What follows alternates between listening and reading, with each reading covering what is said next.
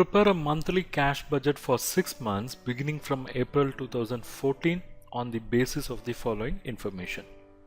You have estimated monthly sales for the period January to say September.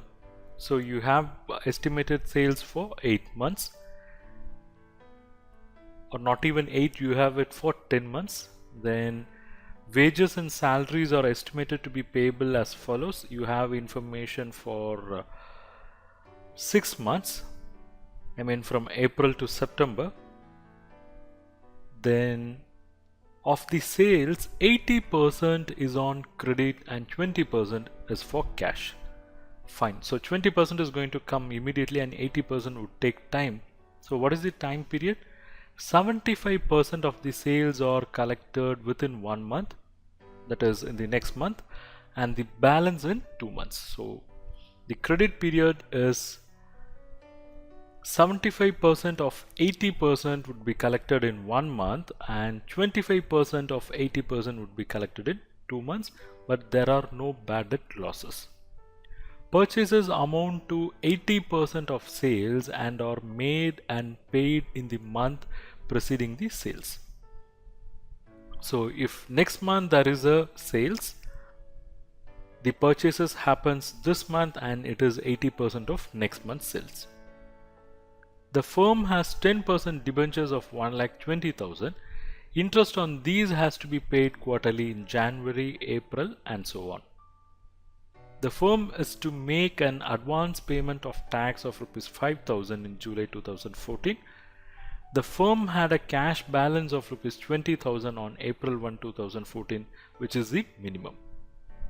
Minimum desired level of cash balance. Any cash surplus or deficit above or below this level is made up by temporary investment or liquidation of temporary investment or temporary borrowings at the end of each month. Interest on these to be ignored. So here what they were saying is the company should have a minimum cash balance of 20,000. So if there is a balance which is more than 20,000, then that surplus can be invested, and if there is a shortage, that shortage should be first met out of the surplus which was invested, and despite that, if the shortage continues, there should be borrowings. So in this problem we have to prepare a comprehensive cash budget for 6 months from April to September. For that we need a working on basically the debtors, because debtors has 2 stages of payment, and again there are some computation involved in that. We should have some working for debtor, then we'll move on to the cash budget. So we'll have working note 1, it's basically for collection from debtors, and our budget period is from April to September, but the debtor policy says there will be collection after 2 months also. So if you are talking about April collection, we should start capturing information from February itself, because the February sales will be collected in April, March sales would be collected in May, and April sales will be collected in June. There is such kind of cycle.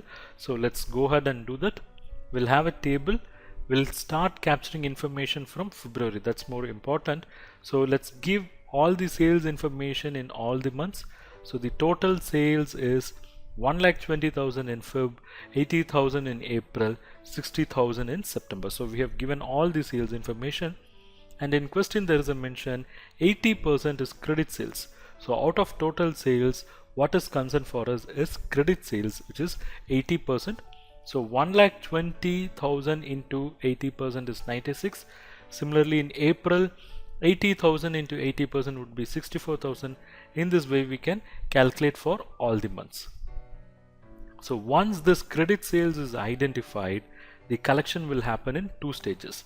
That is, in the first month or within 1 month, 75% would be recovered.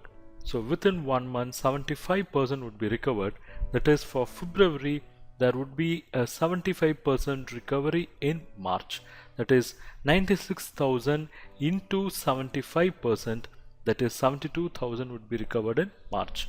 And for March this 1,12,000, on which 75% would be recovered in April, which is 84,000. And for April, on the 64,000, 75% would be recovered, which is 48,000. In the same way, we can keep on be doing for other months, and all the numbers are given here. So this is the first month collection, and second month collection would be 25%. That is, this 96,000's 25% would be recovered in April, because in March 75% is done. So 25% have to be done in April, which is 24,000. And for March sale, 25% would have to be done in May, which is 28,000. And for April, 25% will be done in June. And in this way, we can do for the next 3 months. So the total collection, focusing on our budget period, we'll focus from April because that's the budget period. So the total collections in April is 84 plus 24, which is 1,08,000. In May it is 48 plus 28, it is 76,000. In this way we can calculate for the other months as well. So here we have the total collection for our budget period, which is from April to September. Now we'll go ahead and prepare this monthly cash budget for 6 months from April to September. We'll have the table, we'll have the time period, it's April to September. The cash budget should start with opening balance. In question, we have mentioned the opening balance is 20,000. And the sales are basically two. One is cash sales, the other one is credit sales. The cash sales is 20% and credit sales is 80%. So on the monthly sale, we have to apply 20%, and that is the cash sales figure. We have not made any working for that. We just have to apply 20% on the total sales. For example, the April sales is 80,000. So on 80,000, 20% have to be applied. It is 16,000. Similarly, for May, the total sales is 60,000. On 60,000, 20% have to be applied, which is 12,000. In this way, we have to do for June, July, August and September, which was 16, 20, 16 and 12,000. The next one is collection from debtors, which is our working note 1. We just have to fit those numbers. So that is done. Now we have total cash available in April, which is 1,08,000 plus 16 plus 20, and it is 1,44,000. Now from this cash collection, we have to make the payment. What are the payments? The first one is payment for purchases. In question point 4, we have information about purchases. Purchases amount to 80% of sales and are made and paid in the month preceding the sales. For example, the purchases related to the sales of April would happen in March, which is 80% of April sales, and the payment takes place in March. So in April, if there is any payment for purchases, it's actually related to the sales of May.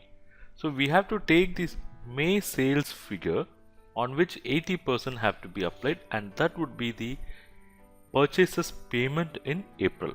For example, the total sales for May is how much? We have to go back to question and see what is the total sales for May. The total sales for May is 60,000, of which 80%, that is 48,000.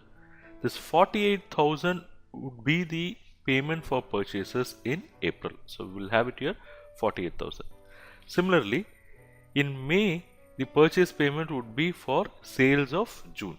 In June, sales is 80,000. So 80% of 80,000, that is 64,000, that would be the payment in May. In this way, the next month's sales should be taken on which 80% have to be applied, and those will be the payment for purchases.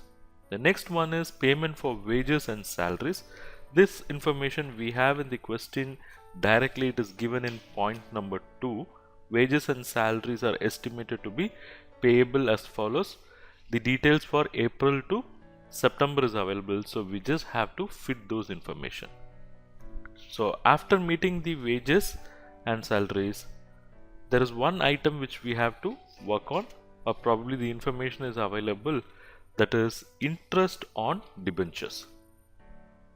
In question, item number 5, there is a mention that firm has 10% debentures of 1,20,000. Interest on these has to be paid quarterly in January, April, and so on. So the first payment in January, the second one is in April, then the third payment would be in July. So we have to factor that. So what's the debenture amount? Debenture amount is 1,20,000, on which 10% have to be applied, which is 12,000, which is for one full year. Then for one quarter it would be 3,000. So the first payment would be in April and the second payment would be in July. So May, June there will not be any payment. In July there would be another 3,000. This is about the expenditure. Then there is another information regarding tax payment in item 6. It says the firm is to make an advance payment of tax of 5,000 in July. So only in July there will be a payment of 5,000. Fine. So with that, I think we have covered all the payments. So we'll take the total payments. Probably we'll take the total payment of April only now. Then only later only we can take the total of other payments. Fine. Now we have total cash available for April and we have what is the payment. In question in point 7, there is a point that the firm had a cash balance of 20,000 on 1st April, which is the minimum desired level of cash balance.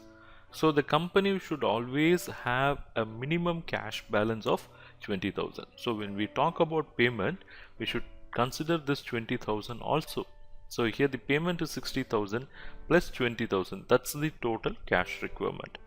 And there is a mention that any cash surplus or deficit above or below this level is made up by temporary investment or liquidation of temporary investment or temporary borrowing at the end of the each month.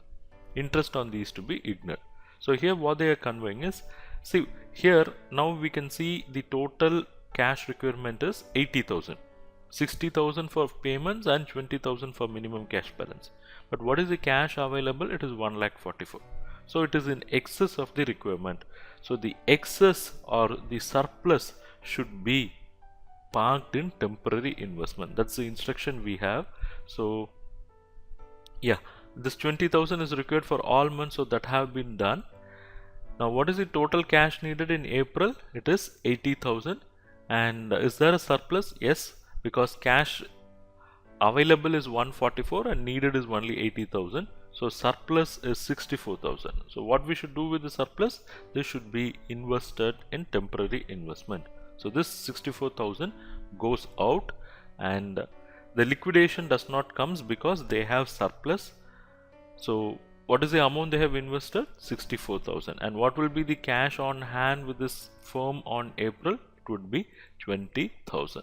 Now this 20,000 would be the opening balance in May. So that 20,000 comes here. So now we have total cash available, which is the summation of all the three numbers. It is 1,08,000. And here the total payment is 72,000 and total cash requirement would be 72 plus 20, that is 92,000. Cash available is 1,08,000. So here also there is a surplus of 16,000 which will be temporarily invested. So liquidation does not arise. So they have invested a total amount of 16,000 and here also the closing balance would be 20,000. This 20 would be opening balance and total cash available would be 88,000. The payment is 90,000. So here payment is 90,000 and minimum cash balance required is 20,000. So 1,20,000 is the cash required, whereas cash available is only 88,000. So note down here, total cash needed is 1,10,000. Cash available is only 88,000. So is there a surplus or deficit? There is a deficit of 22,000. So when there is a deficit, they cannot invest, but they have to liquidate their earlier temporary investment to the extent of this deficit. So here you will not have anything, but there will be liquidation of earlier temporary investment to the extent of 22,000. So since 22,000 has come in, their deficit is set off and the closing cash balance would be same 20,000. And that would be the opening balance in July, and total cash available would be 1 lakh and here the total payment is 82,000. Minimum cash balance required is 20. So total cash required is 1 lakh 2. Available is 1 lakh. So there is a shortage of 2,000, and this 2,000 have to be settled by liquidating the temporary investment of 2,000. So total investment liquidated is 2,000, and the cash balance which will be maintained is 20,000. Again, the opening balance in August is 20. Total cash available is 1,12,000. Total payment is 57. Minimum balance required is 20. So total cash required is 77. Cash available is 1,12,000. So there is a surplus 35,000. This 35,000 can be invested here temporarily. So the total would come here, and the company would maintain a minimum balance of 20, and that will be opening in September. Total cash available is 1 lakh, and requirement is 89,000 plus 20. So here this is crossing 1 lakh, that is 1,09,000. So there is a shortage. There is a shortage of 9,000 that has to be set right by liquidating. That has to be set right by liquidating the temporary investment to the extent of 9,000. So the company will continue to maintain the 20,000 balance. Thank you.